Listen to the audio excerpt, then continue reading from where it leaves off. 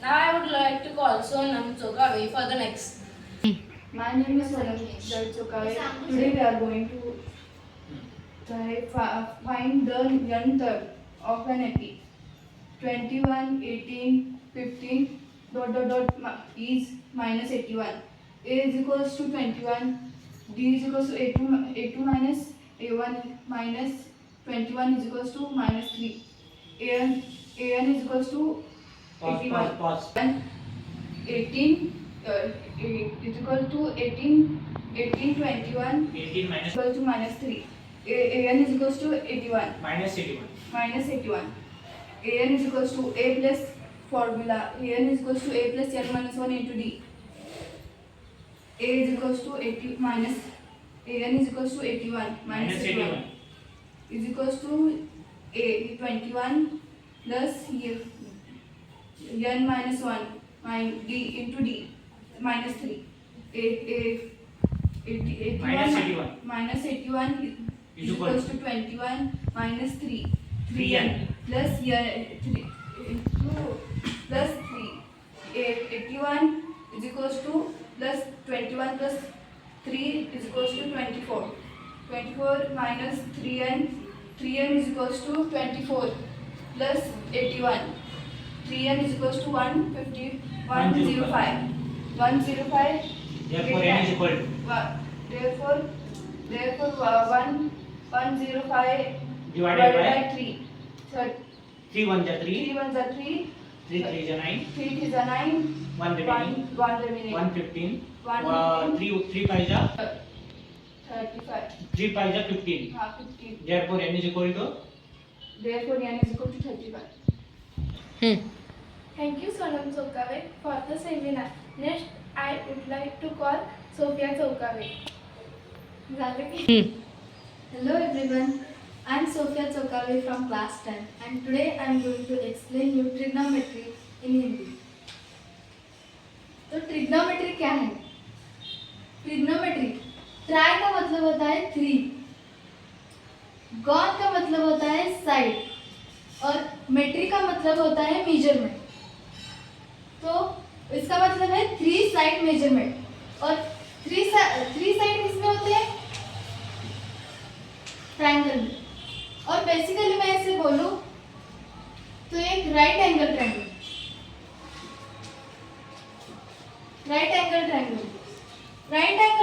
में एक side 90 degree की होती है जो परपेंडिकुलर होती है. हाइपोटेनस फिक्स होती है. ये कुछ बेसिक टर्म्स है जो ट्रिग्नोमेट्री में आते हैं. हाइपोटेनस, परपेंडिकुलर और बेस. हाइपोटेनस को कैसे फाइंड करोगे? तो आप क्या कहोगे? लेटी हुई साइड हाइपोटेनस है. नहीं, ऐसा नहीं होता, क्योंकि जब मैं इसी ट्रायंगल को अगर उल्टा करूंगी तो ये ऐसा बन जाएगा. अब आप नहीं बोल सकते कि यहाँ पे हाइपोटेनस कौन सा है. तो इसे हम पहचान सकते हैं कुछ ऐसे. एक जगह पे राइट एंगल ट्रायंगल बनता है, तो राइट एंगल ट्रायंगल के सामने वाला जो होता है, राइट एंगल ट्रायंगल के सामने वाला जो होता है वो हमारा हाइपोटेनस होता है.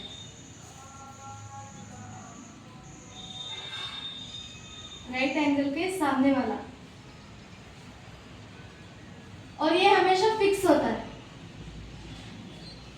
और अब हम बात करते हैं परपेंडिकुलर और बेस की.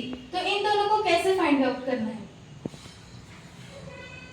तो ये दोनों एंगल डिपेंडेंट होते हैं.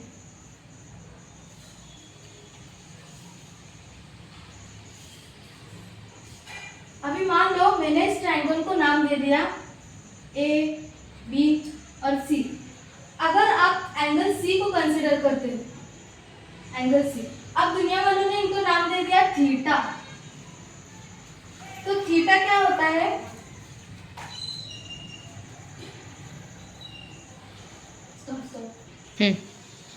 तो दुनिया वालों ने इसे नाम दे दिया थीटा. और जब हम एंगल सी को थीटा कंसीडर करते हैं तो थीटा के जो सामने वाला होता है वो हमारा परपेंडिकुलर हो जाएगा.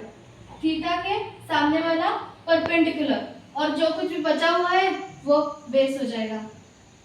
यानी कि जो राइट एंगल ट्रायंगल है उसके सामने का हाइपोटेनियस थीटा जिस एंगल पर डिपेंड होता है, थीटा के सामने वाला परपेंडिकुलर और बचा हुआ अपना बेस। तो ये कुछ रेशियो है P divided by H, B divided by H और P डिवाइडेड बाई B और H divided by P, H divided by B और B डिवाइडेड बाई P। ये होता है साइन, कॉस और टैन। ये होता है सेक और कॉट। अगर इसको याद करना है तो एक बेसिक सी ट्रिक है जिसे आप इसे याद कर सकते हो। P यानी कि पंडित, B यानी कि बद्री और P यानी कि प्रसाद।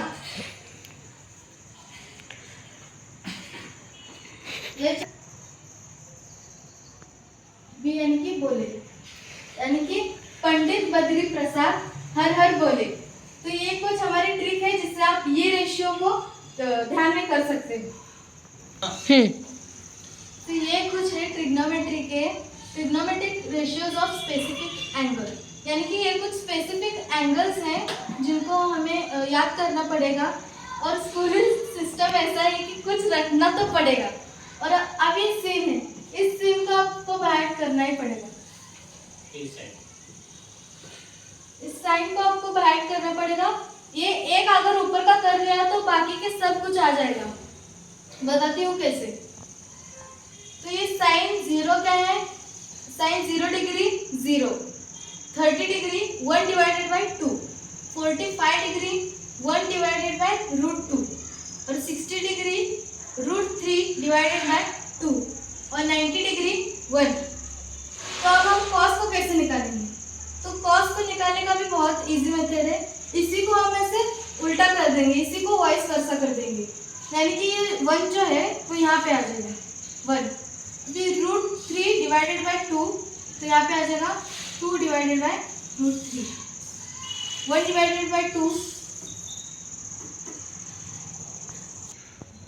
तो 90 डिग्री 1 है तो यहाँ पे 1। अब 60 degree √3 divided by 2, √3 divided by 2, 45 degree 1 divided by √2, 1 divided by 2 और ये 0 यहाँ पे 0। अब टैन को निकालना है। टैन को निकालने का भी बहुत इजी मेथड है। टैन का ये फॉर्मूला है sin divided by cos. sin को हम कॉस से डिवाइड कर देंगे तो टैन को 0 divided by 1, anything divided by 0 is equal to 0। 2 cancel. Start. 0 divided by 1 0, फिर 1 divided by 2 divided by √3 divided 2 cancel हो जाएगा, 1 डिवाइडेड बाय √3। तो यहाँ पे डिवाइड करेंगे तो √2 कैंसिल 1, फिर √3 divided by 2 divided by 1 divided by 2, यहाँ पे 2 कैंसिल हो जाएगा √3 और यहाँ पे 1 डिवाइडेड बाय 0 नॉट डिफाइंड। अब हम क्या करेंगे, जो साइन है हमारा उस साइन का उल्टा कॉसेक को लिखेंगे। साइन का उल्टा कॉसेक। तो यहाँ पे 0 है तो 0 का क्या आ जाएगा यहाँ पे not defined, 0 is equal to not defined. और फिर आ जाएगा 1 डिवाइडेड बाई 2 तो यहाँ पे क्या आ जाएगा 2, 1 डिवाइडेड बाई √2, फिर इसको हम उल्टा कर देंगे 2 डिवाइडेड बाई √3 और यहाँ पे 1। अब सेक को क्या करेंगे, कॉसेक का उल्टा सेक। तो अब हम सेक को क्या लिखेंगे 1 होने के बाद 2 डिवाइडेड बाय √3, उसके बाद √2, उसके बाद 2, उसके बाद हमारा आ जाएगा not defined, 0 is equal to not defined. और लास्ट वैल्यू हमारी tan, tan का उल्टा cot। तो अब हम क्या करेंगे, 0 का उल्टा क्या हो जाएगा, not defined, 0 is equal to not defined. और फिर यहाँ पे आ जाएगा √3 और यहाँ पे आ जाएगा 1।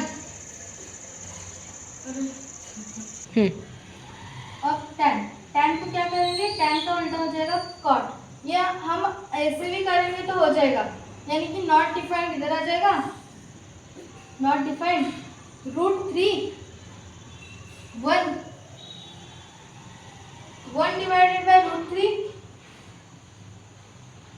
और 0। तो ये थी हमारी कुछ स्पेसिफिक एंगल की ratios.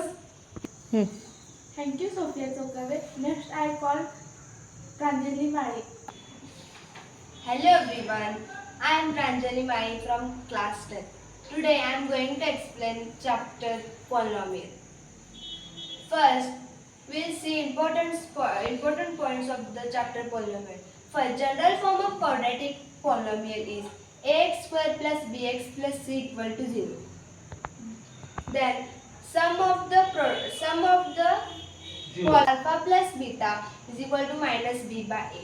The next product of the sum is Sum of product of the